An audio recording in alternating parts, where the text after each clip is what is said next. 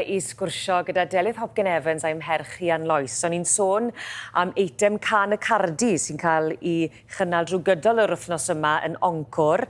A cyfle teulu cwm cell oedd hi heddi a gewn ni gyfle nawr i gael blas o'i perfformiad nhw.